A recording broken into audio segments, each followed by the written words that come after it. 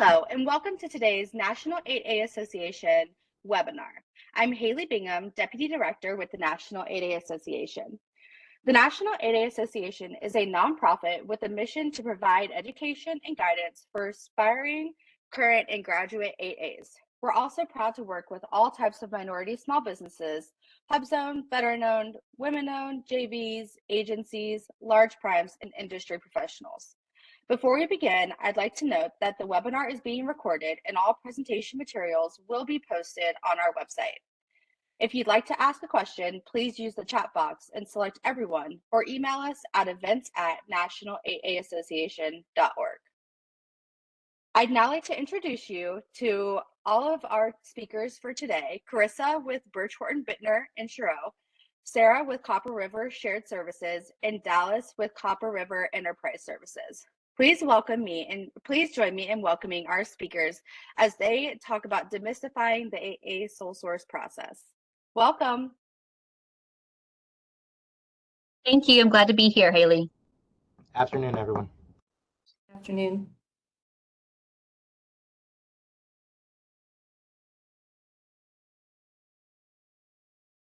All right. Well, I'm Carissa Siebenek Anderson. I'll go ahead and get started today with our presentation. I am an attorney with Birch Horton Bittner and Chiro. We are a nationwide full-service law firm that's based out of Anchorage, Alaska. I work for the Washington, D.C. office, and I'm very glad to have Sarah and Dallas here to talk about sort of practical advice and experience that they've gained in the government contracting world. I'm going to be focusing on some of the rules and processes, pitfalls associated with the sole source process, both for individually owned and entity owned companies. And I'm going to invite Sarah and Dallas to jump in whenever they have something to add. And if you all have any questions, please put them in the chat as Haley had instructed, and we'll try to weave those in throughout the presentation or get to them at the end if we don't cover them throughout the presentation. But I would love to have your questions to break up me talking constantly. So let's go ahead and get started, Haley. We can move to the next slide. Okay.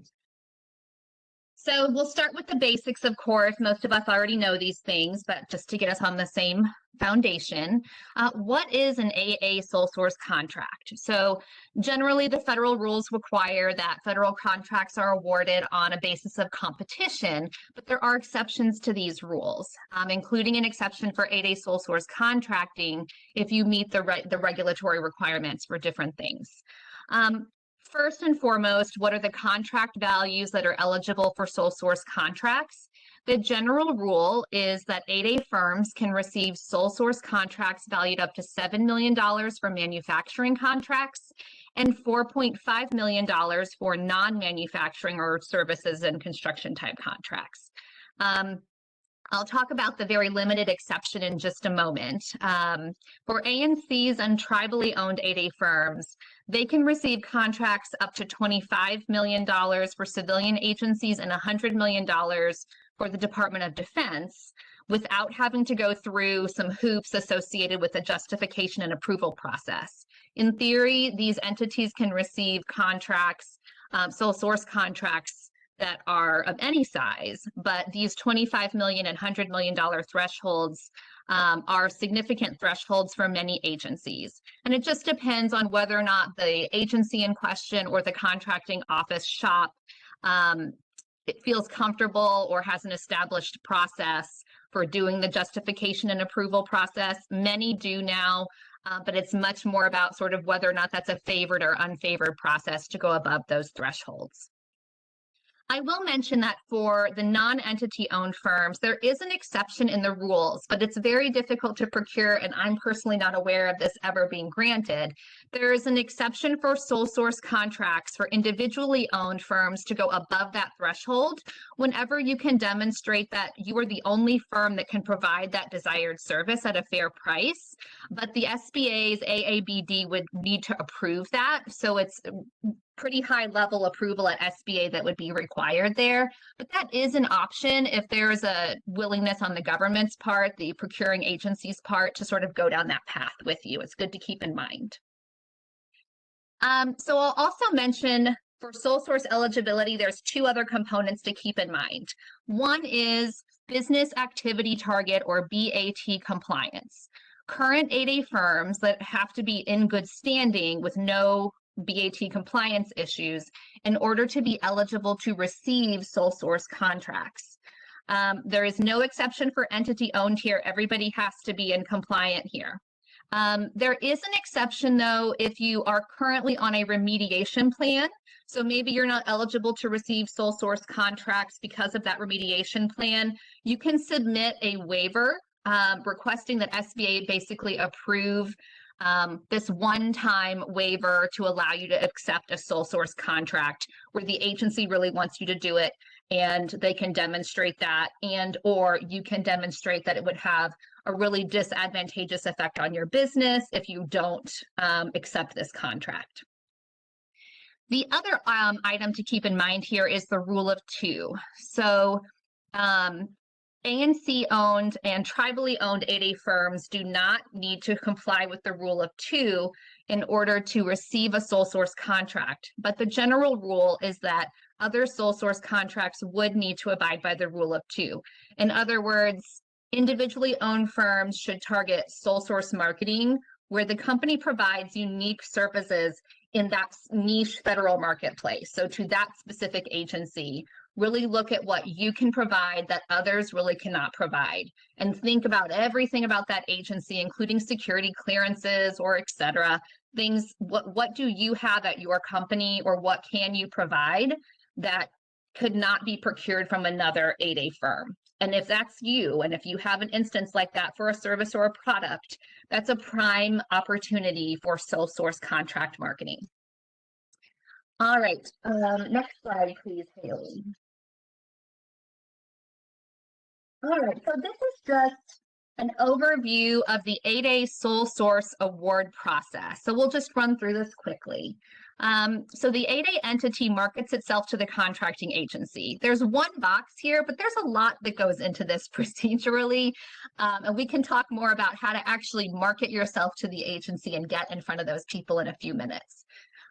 Once the agency decides that they want to offer an 8A contract on a sole source basis to you, the contracting agency is going to submit an offer letter to the SBA for approval.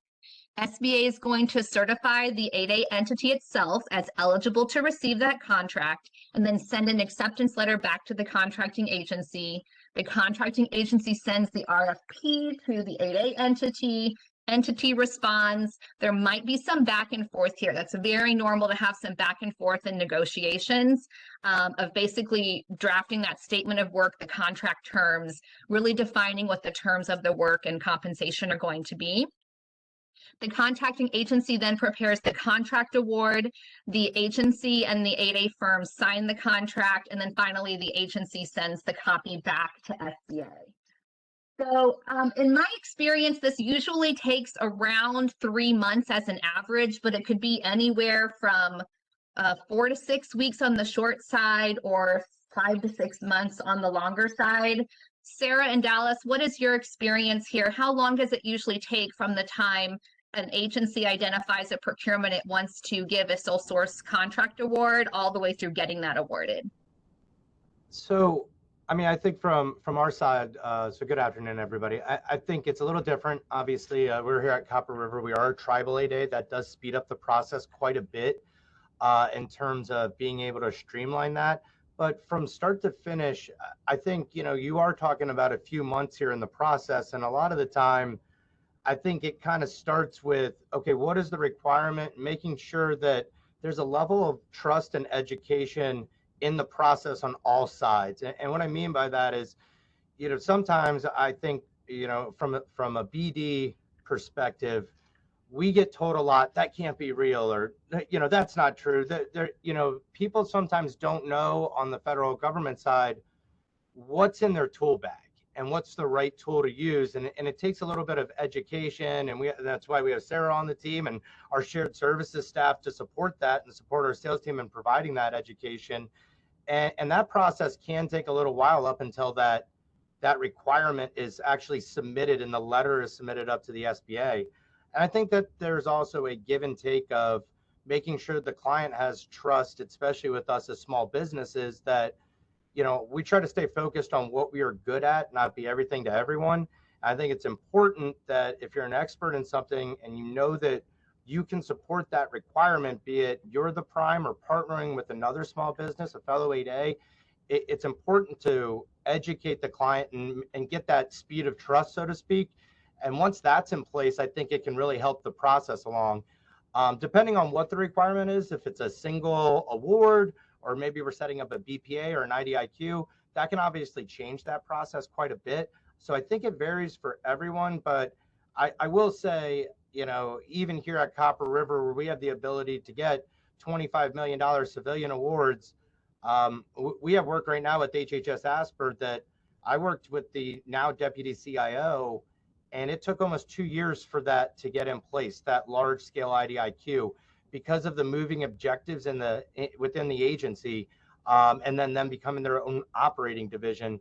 I think it's a little different for everyone. I would just say my only advice would be to be in constant communication with your business opportunity specialist, your own contracts team, the contracting shop if you're engaged with them, and also making sure that the program team on the government side and the contracting team are speaking the same language, because sometimes that's the biggest bridge, you know, to cross. It's making sure that they're on the same page about the desire to take this, the directed award route, to take it to small business or do an 8A, and also why that's a good idea and beneficial in the government. Does that make sense and answer the question a little bit?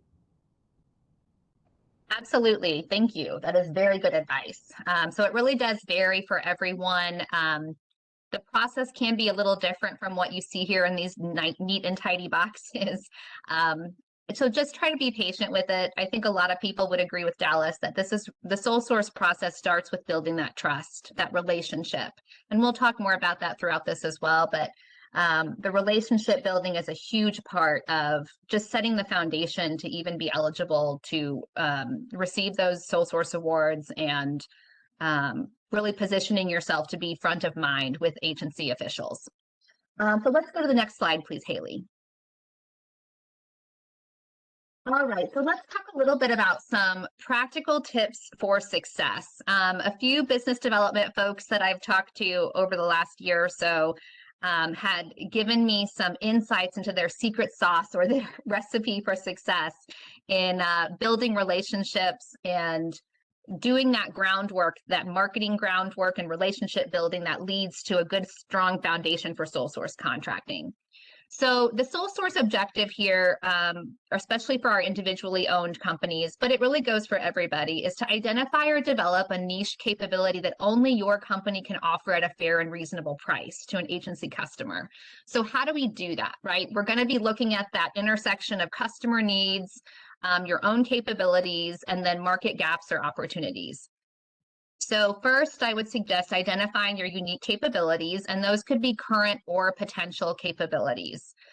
Maybe you're looking at past work experience, you're looking at what you have in your own personal background, personally, professionally, skills you've built, and then things that are sort of tangentially related to that. New applications of those experiences can also be relevant here.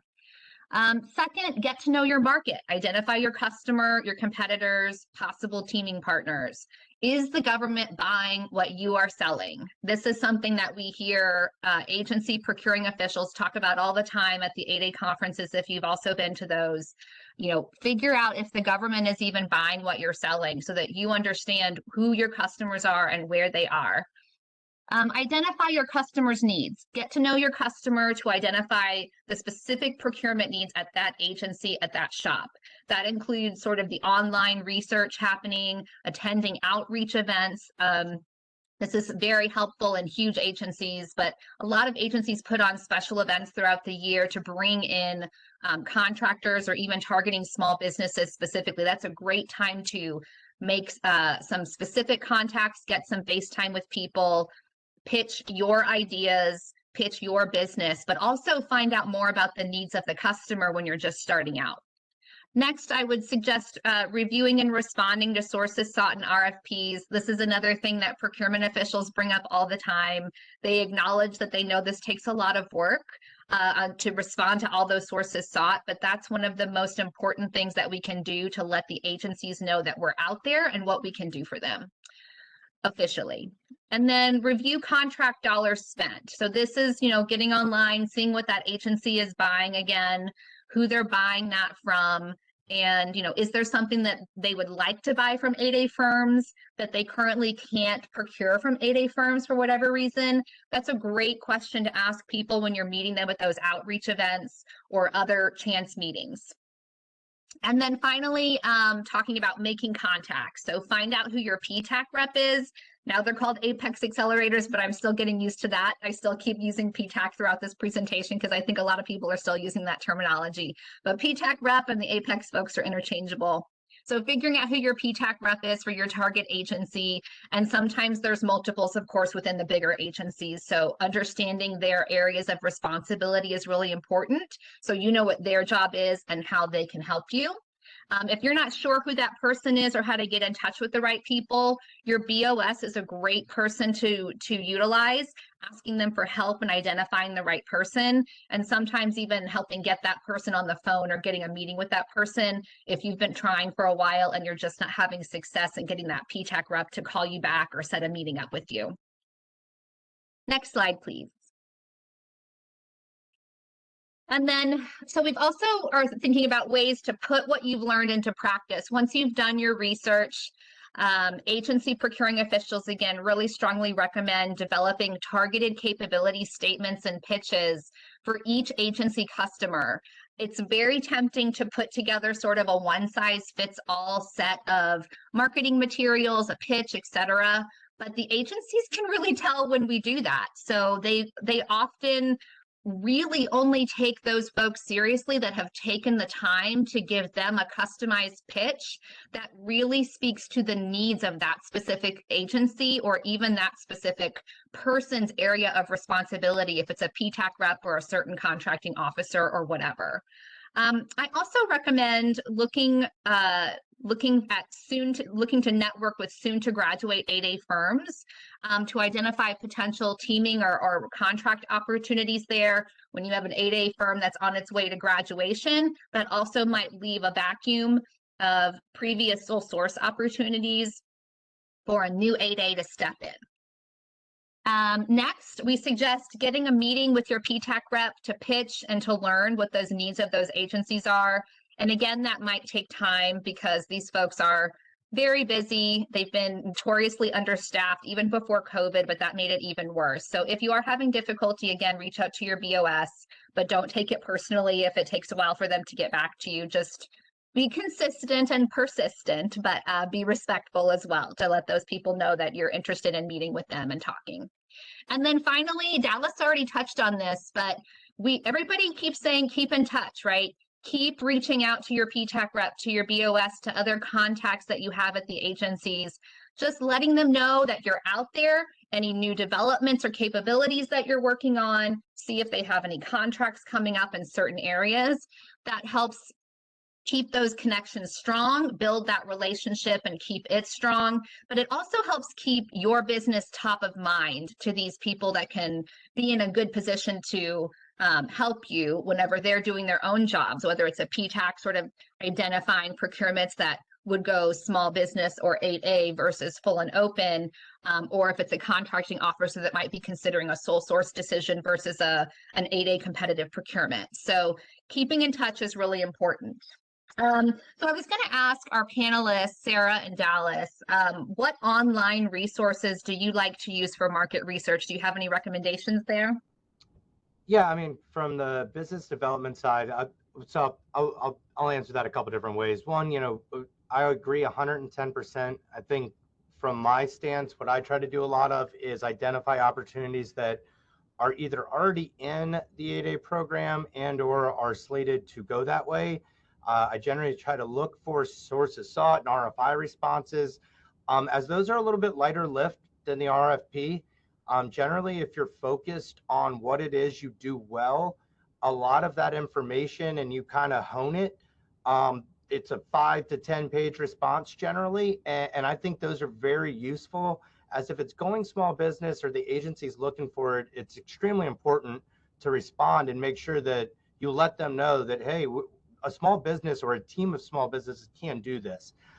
We heard that last week at the Government Procurement Expo. And one of the things that I kind of pride myself on or try to focus on is when we respond to those, keeping that team as small business.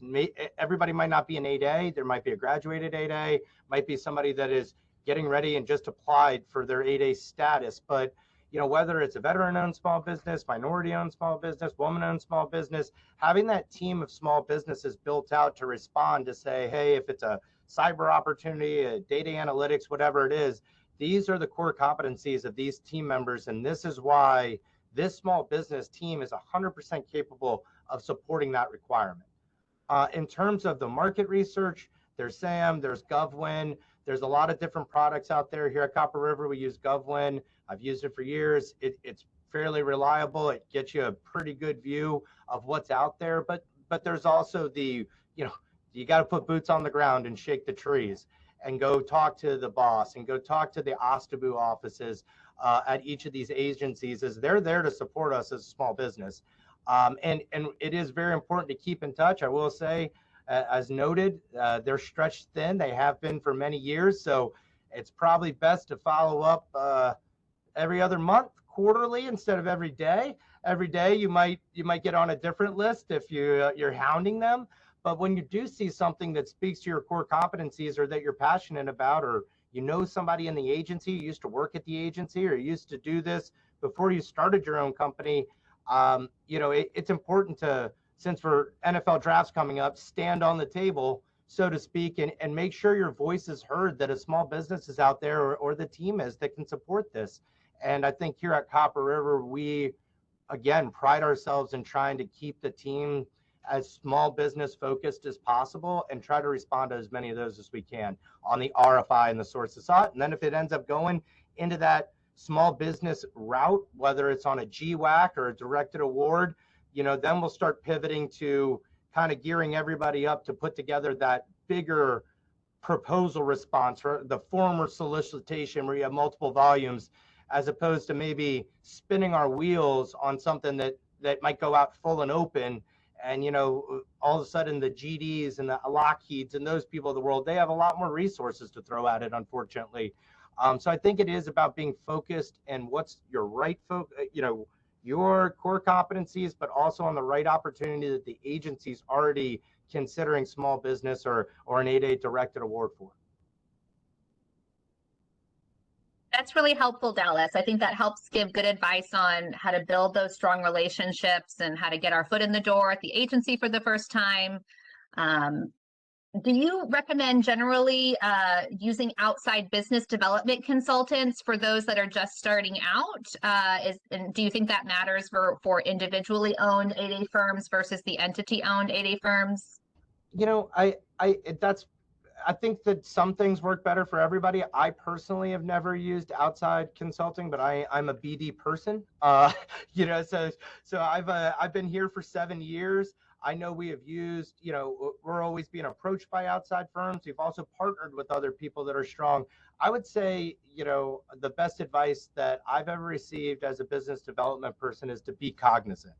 Be cognizant of what your partners do, be cognizant of what you do well. And I think if you're getting out there and you're meeting enough people and you're kind of just understanding where the market is and kind of feeling out, hey, I'm really good at this. And Dallas, we met with him. He was on this panel from Copper River, and they're the primes on these contracts.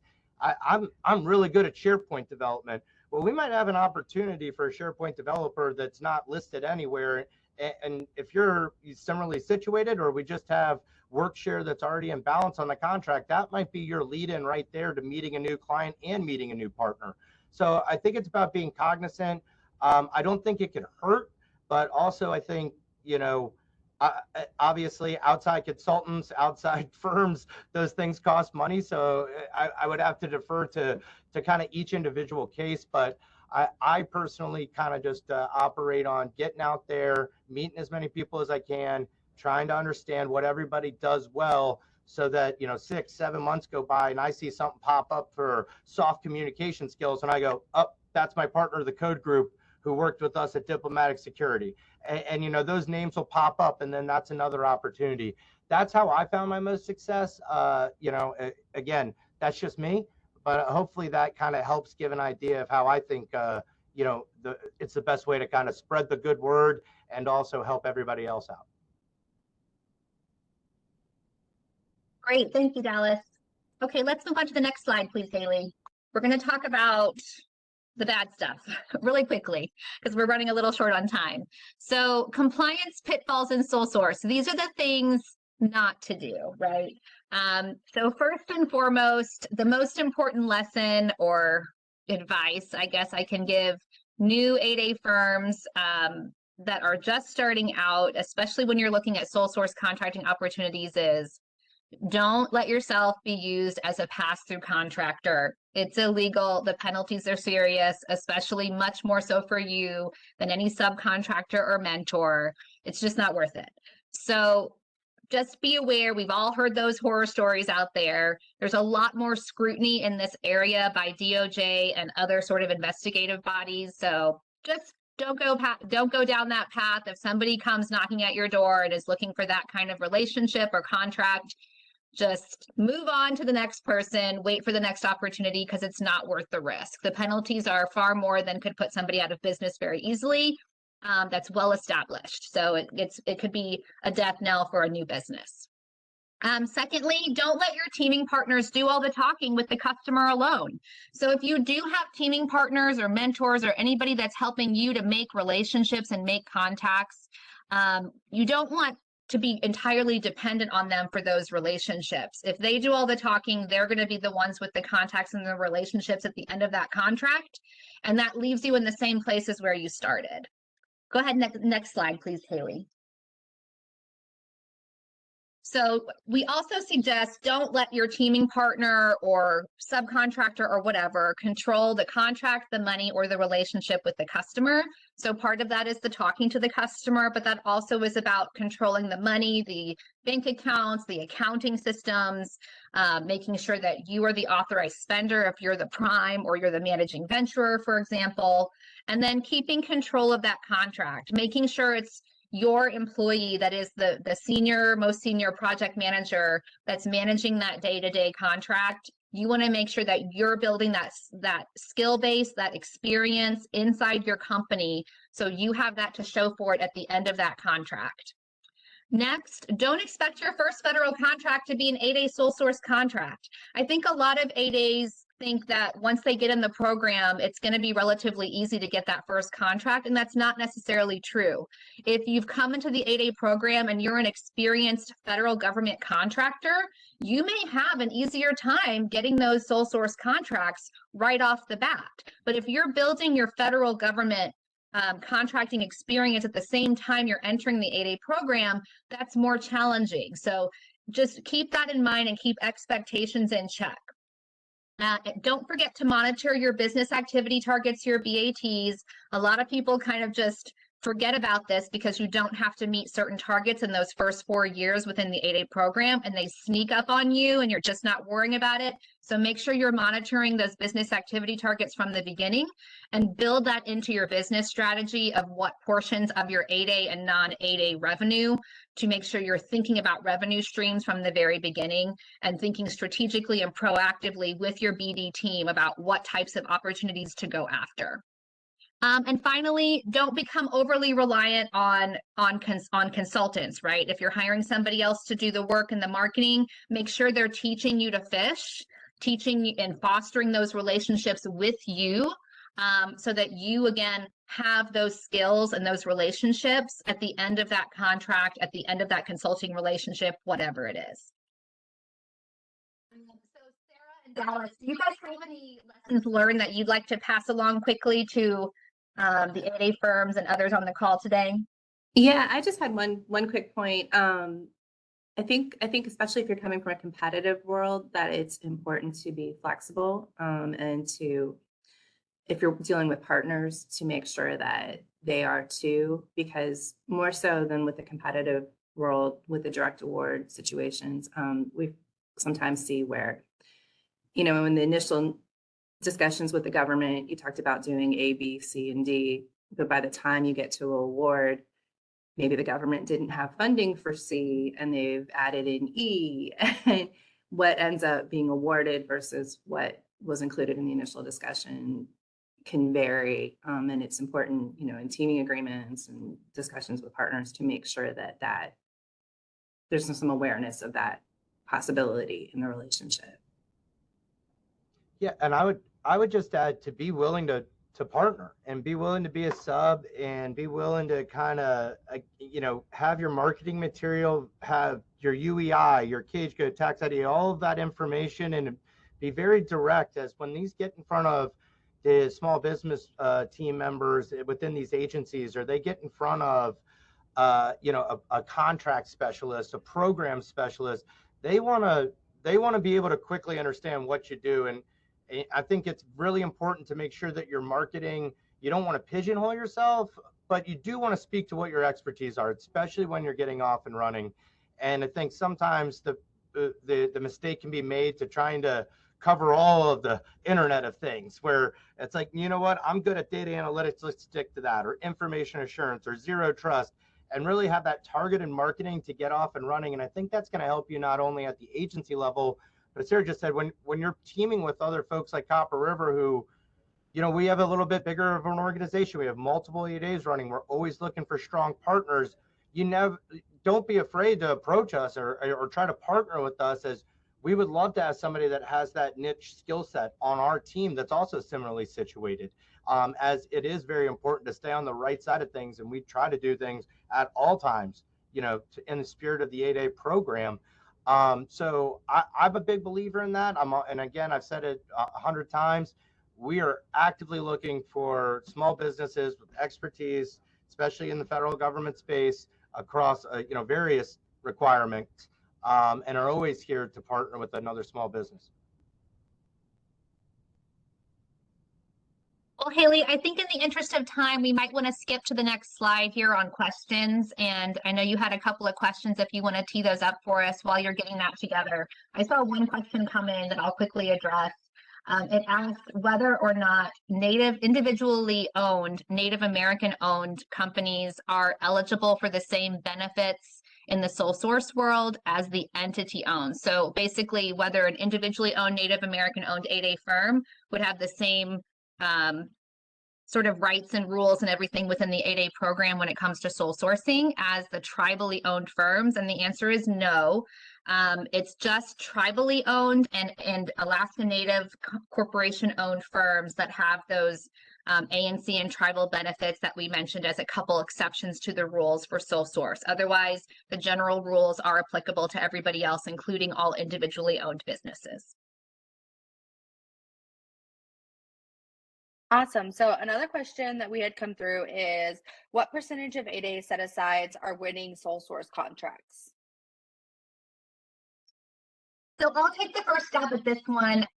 From what I've seen in write-ups from like Congressional Research Service and things like that, I think it's around 50% of the 8A dollars are being awarded via sole source versus competitive 8A contracts. But that doesn't tell you the number of contracts. I think there might be some larger dollar sole source awards in there that are really skewing the numbers.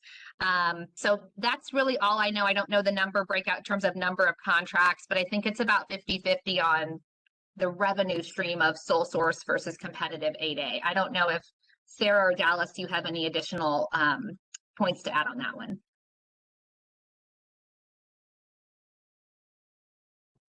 Sarah might know some of our numbers here at Copper River. You know, again, as a BD guy at a tribal 8A, we're obviously going toward directed 8A sole source awards. We're awaiting one right now that's competitive. And as I said earlier, my focus tends to be, you know, as much as I can, we're going after, you know, 8A slotted requirements, and you know, with the intent of responding to that RFI, trying to get a dialogue with the client, a briefing on our team, and with the hope that it actually never goes out to solicitation, because we have such a strong team that can make a directed award based off of our qualifications.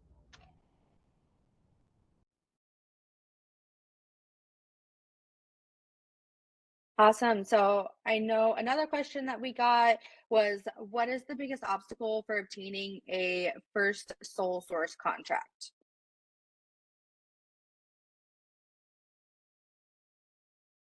I'll tee that one over to Dallas and Sarah again, but I'm going to guess it's building those initial relationships and building that trust, Yeah. especially for the individually owned businesses where they might be new to that agency or new to federal government contracting generally. 110%. That is correct. And I think that there's other factors in there, clearance requirements, things like that. I think, though, what you said is accurate, which is the trust and then having the dialogue with the program team that's on site that has the actual requirement for whether it's equipment, services, licenses, whatever they're looking for, and then making sure the contract team is in line with that. And even as a sub, it's important if you're partnering with Copper River, for example, we want to get you written in to that contract so that you're on the contract and then, they're aware from the get-go. And that all starts early on in that RFI process and having that early dialogue with the client and building that trust of the expertise across the team. I think that's the biggest first hurdle. There's obviously some other things like clearances and things like that, and there's a lot of CMMI, CMMC, all these other things now. But I think it's really about having that trust and having the dialogue with the client as if they trust you and you're eligible for a directed award and the contract team and the program team are in alignment. Generally, it's a successful engagement. And I'll turn it over to Sarah if she has a differing opinion there. But that's my experience. Yeah, I don't really have anything to add to that. I think you guys past performance, I mean, really, and the relationship are I think the key things. I think we have it covered. Yeah, I agree, Sarah. I was going to mention also past performance. Some people are looking to have that sole source contract be their first contract with an agency, and that's going to be a really tough sell. So even though you're not going to be necessarily required to have past performance the same way you would to respond to an RFP successfully, as a practical matter, you still really need to have applicable past performance, preferably with that agency. But if you don't, then you need to be able to demonstrate what past performance you do have is applicable to the sole source opportunity that you're seeking.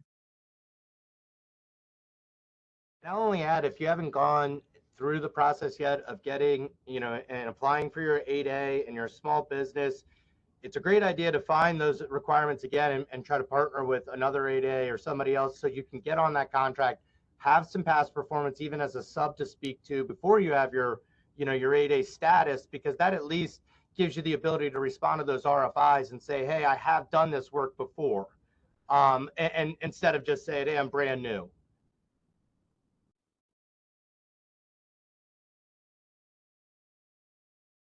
Absolutely. So we have quite a few questions coming in. I have one more question to ask you, and then we're going to wrap it up. What we'll do is we'll also send the questions that have come in through the chat to our panelists for them to answer and get them distributed back out to everyone on the line. But our last question is, do sole source direct award 8A contracts have to be firm fixed price? From a legal standpoint, no.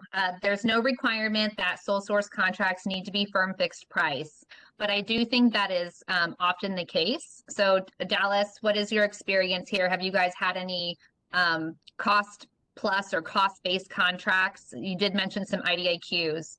Yeah, we have it's a mixed bag. We do a lot of firm fixed price IDIQs or BPAs, BOAs.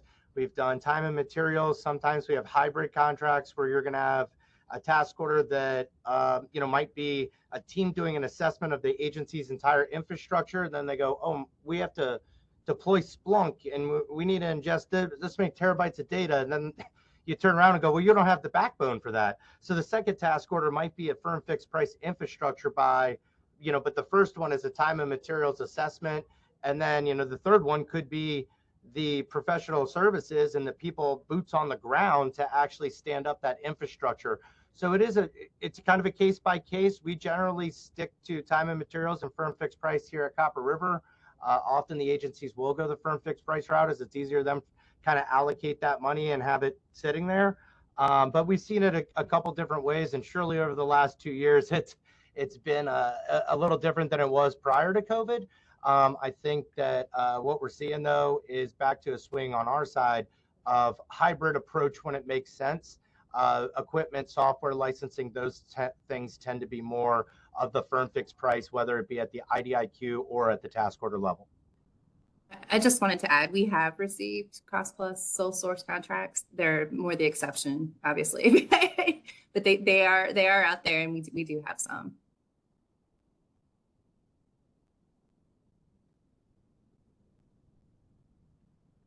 Well, thank you so much, Carissa, Sarah, and Dallas, for such an insightful and informative presentation. Like I said, we have a lot of questions still coming in, so I'm going to shoot those over to you guys so we can get some answers back out to these folks. If you did send in a question, we will get you answers. I promise they will come back to you. If anyone else has other questions, please feel free to reach out to our office directly, or I believe Carissa also has her email address here on this slide as well. But definitely reach out. We will get you guys in contact with these folks if you do have additional questions. As a reminder, this webinar is being recorded and the presentation materials will be posted on our website later today, along with all of our past webinar materials. So definitely keep an eye out for that. We also have some additional resources available at our upcoming conference and partner events. Our biggest is our Alaska Regional Conference and Golf Tournament in June in Anchorage, Alaska. Registration is open for that event, and general registration is still open and available for a limited time. So definitely, if you're planning on coming, get your ticket for that. And then if you have any additional questions, as mentioned, on anything covered in today's webinar, definitely reach out to us. Thank you again for joining us today. This concludes today's webinar, and we hope that you'll join us again next month. I hope you all have a great day. Thank you again, panelists. Have a great day. Thanks, everyone. Thank you.